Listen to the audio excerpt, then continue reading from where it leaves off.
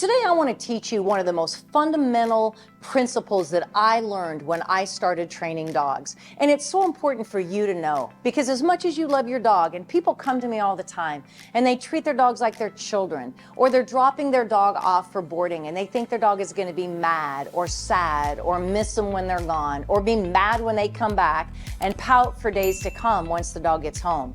It's really important that you do understand how your dog thinks, what makes them tick, and just how they were created to be. And it starts with survival. All dogs, their first instinct is a survival instinct. If you were to take your dog out of the living room and put them in the woods all by themselves, their mindset wouldn't be any different, but their circumstances certainly would be. But it's still a survival instinct, and it depends on genetics, on how your dog is going to react to multiple things that it may encounter in life. So the 4 really important things to understand and be able to read with your dog are avoidance, submission, fight, and flight. So let's break it down. The first one is avoidance. So often avoidance is misrepresented and people think their dogs are sad or mad. The actual definition of avoidance is the action of keeping away or not doing something. In animals, avoidance behavior is often adaptive, linked to survival, to avoid situations that have a history of causing negative outcomes.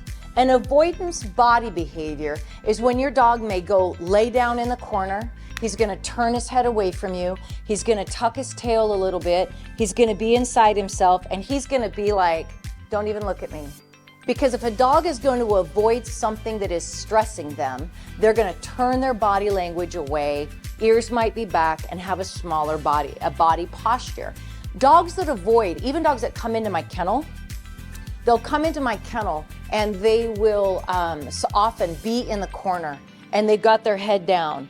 And avoidance, submission, fight, and flight. So if a dog is avoiding, he's expecting you to respect, he doesn't want to be approached. And if you continue to approach and there's nowhere to go, because flight would be the next option, if you can't run away, then you run the risk of the dog becoming defensive and biting, because we are not respecting what the dog is telling us. The dog is telling us, I'm avoiding, I don't want to deal with this, stay away. You've got to learn how to read your dog and what avoidance looks like and how to help lead the dog out of it into another state of mind. It's really, really important, because so often, and then people will see a dog avoiding and they think, oh, what's wrong with you? And then they start to share affection, and then they start to pet it, and then they start to comfort it.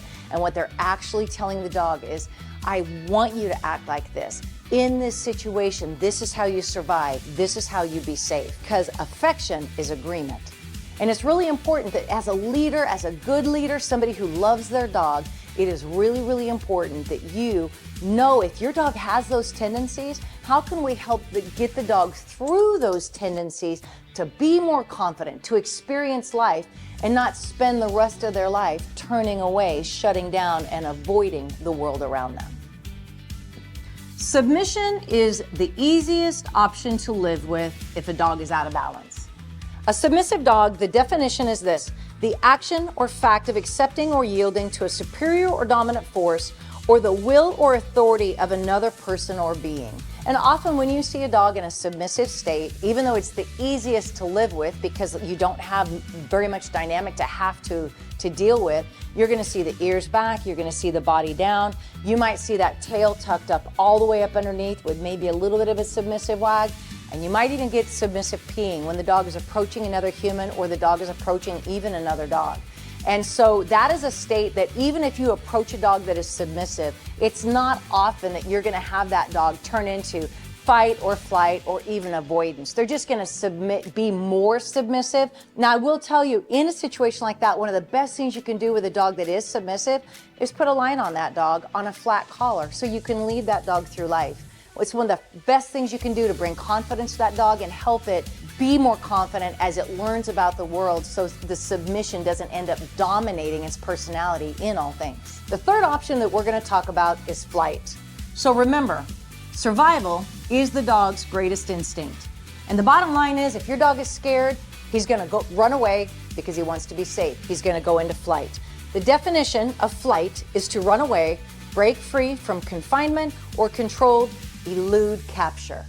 Elude capture from a predator, somebody that's scaring them, who knows what it could be. But the fact is, because survival is the greatest instinct, if he is not contained, he is going to run away because he needs to survive.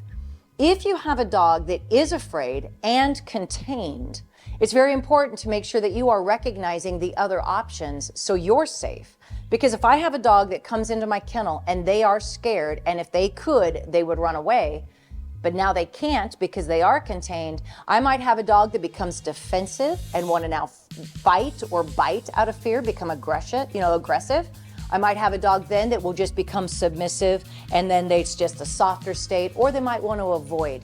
But the bottom line is, if flight is not an option, they will pick one of the other three to find as a coping skill. So you got to know what you're looking at. Fight is simply what it sounds like. It's aggression. But it's not necessarily real aggression.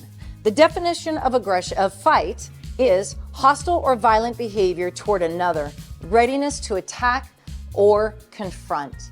I've been training now for almost 30 years, and when I have dogs that come in with bite histories, I would have to say 98% of the time, dogs have a bite history because they have an insecure genetic makeup, demeanor, and they actually are defensive. It is aggression that is fear-based.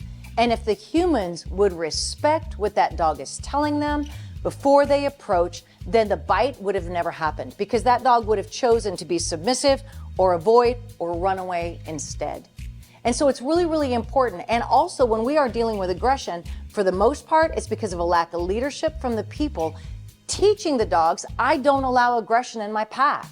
Fight or aggression, defensiveness, barking, reactivity, you can call all of that fight if you want. But the fact is the dog is finding a way to cope and control their environment because the human is not.